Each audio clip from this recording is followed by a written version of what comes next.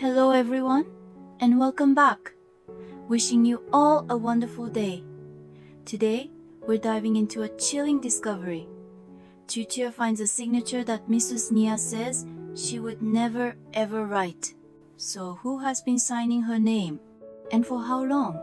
If you enjoy the story, don't forget to hit subscribe so you won't miss the next episode. The morning after Mr. Tuan's warning, the tea house felt different.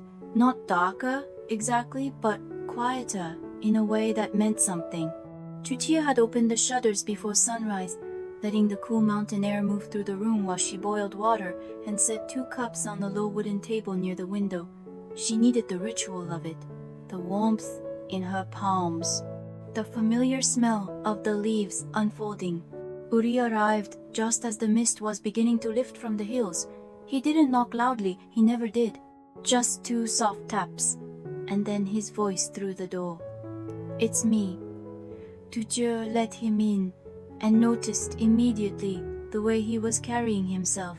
Shoulders steady, jaw calm, but eyes that had not rested well. He had that look she had come to recognize over the past weeks, the look of a man who had kept himself together through the night by sheer quiet will. "Sit," she said gently. "Before anything else, sit." He sat. She poured. For a long moment, neither of them spoke. The tea was a simple green, light and grassy, and it filled the room with a clean softness that felt like permission to breathe. "I keep replaying what Mr. Tuan said," Uri admitted, wrapping both hands around his cup. "And then I keep stopping myself, because replaying it doesn't help." Tu Tieu looked at him across the table. "No," she agreed. "It doesn't. So what does?" She set her cup down carefully. "Details help, evidence helps, we stop guessing and we start proving." She folded her hands in her lap, voice steady and sure. "We won't fight with noise, Uri, we'll fight with details." He was quiet for a moment, then something in his shoulders released just slightly. Just enough. "A phone-free half hour?" he asked, almost smiling. "At least," she said.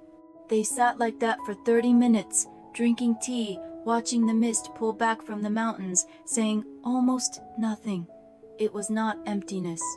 It was the opposite. It was the kind of full silence that helps a person think clearly, the way a room looks cleaner after you open the windows.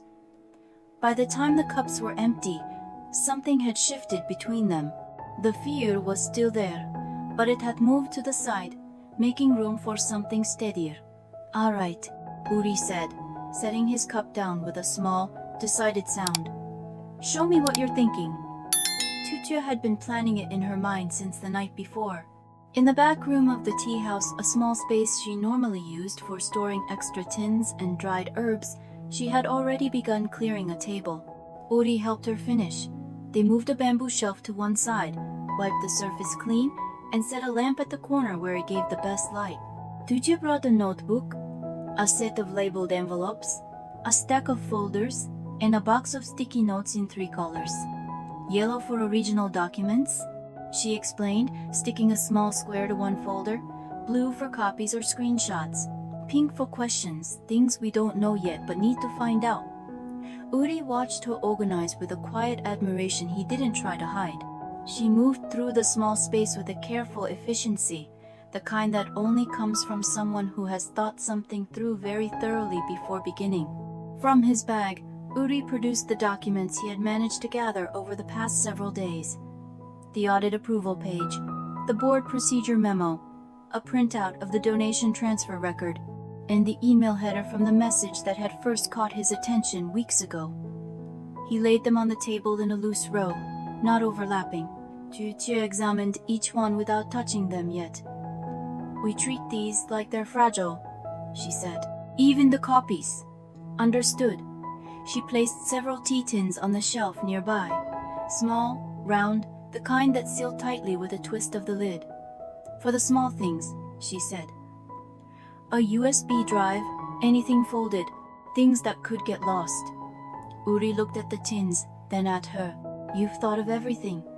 "I've thought of the things I'm most afraid of losing," she corrected him gently. It was their evidence room now. Small, lamp-lit, smelling faintly of dried jasmine and old paper. It felt oddly like a safe place, not because it contained answers, but because it contained the beginning of a search for them. Tu Tieu had spent the previous evening reading what she could find about handwriting and signatures. She was not a specialist. She did not pretend to be, but she had always been the kind of person who noticed details of slight hesitation before someone spoke, the way a person held their teacup when they were nervous, the small inconsistencies that others walked past without seeing. Signatures, she had learned, were the same kind of thing. Only written down. She explained it to Uri in the simplest terms she could, standing at the evidence table with 2 printed pages in front of her.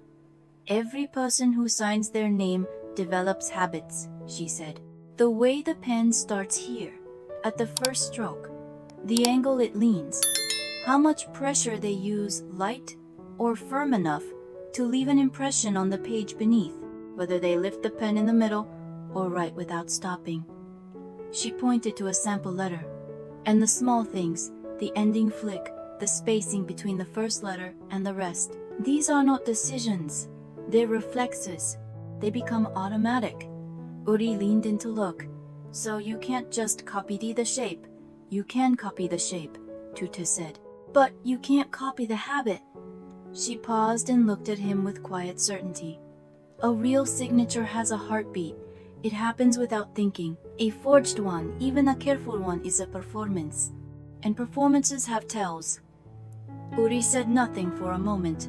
Then, you would have made a good detective, Tu Tieu. She shook her head slightly, but not without warmth. I just pay attention. The next step was comparison, and that required something to compare against. They drove together to Mrs. Nghia's house that afternoon. The old woman was seated near the window when they arrived, a blanket across her lap, a book closed on the table beside her. She looked tired in the way that people do when they have been carrying something heavy for a long time, not broken, but worn smooth, like river stone. She brightened when she saw Tu Tieu and Uri, gesturing them both to sit. Tu Tieu explained what they needed carefully, respectfully, the way she would explain something to an elder she loved. We need real samples of your signature, she said. Documents you remember signing yourself, or notes in your own hand, so that we have a reference, a baseline of what is truly yours. Mrs. Nghia listened, without interrupting. When Tu Tieu finished, the older woman was quiet for a moment, looking at her hands in her lap. Then she rose with deliberate dignity and went to a small cabinet near her desk. She returned with 3 items: a page from an old supply contract, folded at the corner, a personal note she had written to Uri 2 years ago when he had started his job, and a bank form she clearly remembered signing. She described the afternoon it was done, the pen she had used, the clerk who had been impatient. She placed all 3 on the table between them. Truth needs a reference point, she said quietly, looking at Tu Tieu. Here is mine. Tu Tieu handled each page with both hands, taking nothing for granted. She noticed the way Mrs. Nghia's signature sat on the page, not large, not showy, but complete, consistent, a specific lean to the left, no loop at the end of the final letter, a particular place where the pen lifted and restarted, always in the same spot. There's something else, Mrs. Nghia added. She pointed to the leftmost letter of her signature, a curve that began with a small downward hook before rising. I have always done that, from the time I was a girl. My mother told me it was unnecessary. I never changed it. Uri watched his mother with soft eyes. We'll take care of these, he said. Mrs. Nghia looked at him with that particular expression that mothers reserve for the moments they are most proud and most afraid at the same time. I know you will, she said. Back in the evidence room that evening, Tu Tieu worked methodically. She placed Mrs. Nghia's authentic samples at the top of the table under a clean label, weighted them at the corners. Then, one by one, she began comparing them to the suspicious documents. The first, the board procedure memo, was straightforward. Tu Tieu placed it beside the authentic bank form and studied both under the lamp. The signature on the memo was off in two ways immediately. The lean was wrong, tilting right instead of left, and the downward hook at the start of the first letter. Mrs. Nghia's particular habit, the one her mother had once called unnecessary, was completely absent. "This one," Tu Tieu said, placing a pink sticky note beside it. "This one is not hers."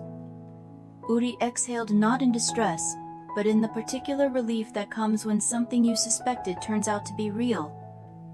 "We can prove that," he said, and his voice had a quality it hadn't held in days. "Hope. Tu Tieu, we can actually prove it." She nodded and allowed herself a small, careful smile. One document, one clear mismatch. It was not enough on its own, but it was a beginning, the first stone placed firmly on solid ground. Then she turned to the second document, the donation transfer approval. This one was harder. The signature was closer, much closer. The lean was nearly right. The pen pressure was similar. At a glance, it was convincing, but Tu Tieu did not glance. She looked. She placed it directly beside Mrs. Nghia's personal note and bent close to the lamp. Seconds passed. A minute. Uri waited without speaking, which was one of the things she loved most about him, his ability to be present without demanding. "The spacing," Tu Tieu said finally, very quietly. "Between the first letter and the second, in every real sample, there's a small gap. She doesn't rush. She never rushes." She pointed. "Here, the letters are pressed together, as if someone was concentrating very hard on getting the shape right, and forgot that her pace is slow and deliberate." She sat back. The hope from a moment ago had not left the room. It had simply been joined by something more serious. The realization that whoever had done this had studied Mrs. Nghia's signature carefully, had practiced it, had tried. They put effort into this. Uri said, voice low. "Yes?" Tu Tieu set the document down, which means this was not a careless mistake. This was a decision. They were still at the table when Uri's phone buzzed. He glanced at the screen, and something in his expression shifted. A brief controlled tightening, quickly smoothed. "Lynn," he said simply. He answered with the calm, neutral voice Tu Tieu had come to think of as his professional armor. "Hello." A pause. "Yes, I'm aware of the audit timeline." Another pause, longer this time. "We're reviewing original records." His eyes met Tu Tieu's across the table, steady and reassuring. "I understand your concern. I'll be in touch." He ended the call and set the phone face down on the table. "She wants you to settle quickly," Tu Tieu said. "It wasn't a question." "She used the word cooperation," Uri said. "And then she said very pleasantly that I shouldn't make this harder than it needs to be." Tu Tieu looked at him carefully. "How are you feeling?" "Clear," he said. And then, after a beat, "She paused when I said we were reviewing originals, just for a second. Like she had to decide what to say next." Tu Tieu filed that away. "She knows what's in those originals," she said softly. "Or what isn't." The rain came later, a soft, steady rain that tapped at the shutters and made the lamp feel warmer. Tu Tieu made fresh tea and brought it to the evidence table, but she forgot to drink it. She was already deep in the last document. It was the donation transfer approval, the one that would have authorized the movement of a significant sum of money with Mrs. Nghia's name attached. Tu Tieu had been saving it. Some instinct told her it was the most important, and she had wanted to be fresh when she looked at it. Now, in the quiet of the late evening, with rain on the roof and Uri sitting nearby with his own cup of tea, she spread it flat on the table and leaned in with the lamp adjusted to its brightest angle. She compared it to every authentic sample. She worked her way through each feature she had named that morning: slant, pressure, spacing, starting stroke, ending flick, pen lift. Most of it was careful. Most of it was practiced and close. But then she reached the ending. In every single authentic signature, the old contract, the personal note, the bank form, Mrs. Nghia finished her name the same way, a smooth, simple curve that ended clean, without decoration, no loop. Not once, in any sample, was there a loop. On the donation transfer approval, the final letter curled into a small, distinct loop. Tu Tieu stared at it for a long moment. She checked again. Then once more, she set her pencil down. "Uri," she said. Her voice was very quiet. He looked up immediately. He could hear something in it, the stillness that comes just before certainty arrives. "This is not her hand," Tu Tieu said. She turned the document toward him and placed one of Mrs. Nghria's authentic samples beside it. She pointed to the endings, one and then the other. No loop. Loop. "She never finishes with a loop," Tu Tieu said. "Not once. In any sample." Uri looked at the two signatures for a long time without speaking. The rain continued its soft tapping. The lamp held steady. Then he reached for his phone. "Mrs. Nghia answered on the second ring.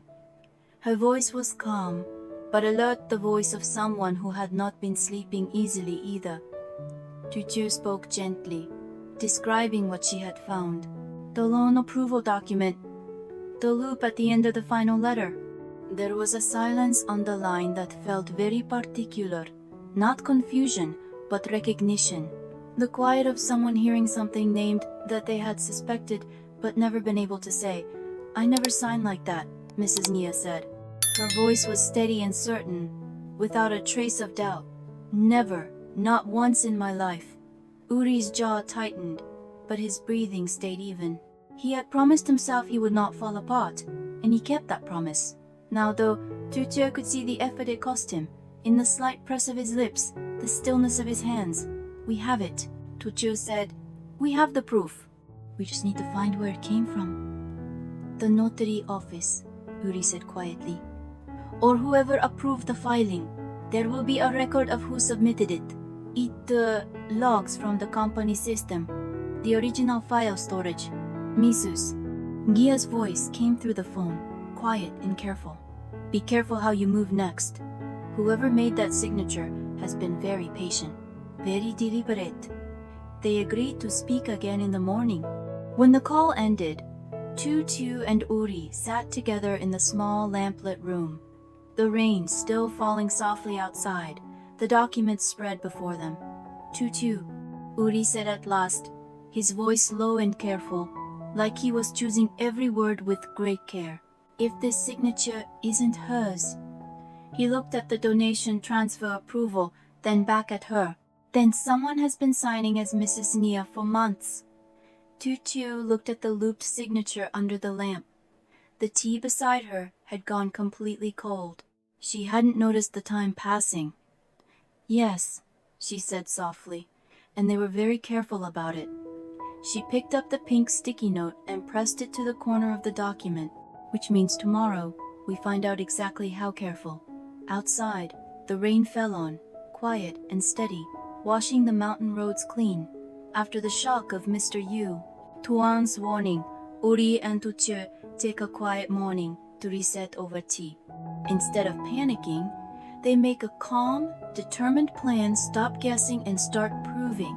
Together, they set up a small evidence room in the back of Tu Tieu's tea house, organizing documents carefully and preparing for a careful investigation.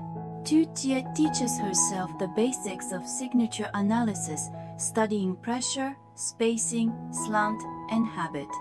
She visits Mrs. Nghia, who provides authentic signature samples and shares a personal detail. She has one small habit she has never changed. Comparing the real samples against suspicious documents, Tu Tieu finds clear mismatches. But the most chilling discovery comes last. On the donation transfer approval, there is a loop that Mrs. Nghia says she has never, not once in her life, written. Someone has been signing as Mrs. Nghia for months.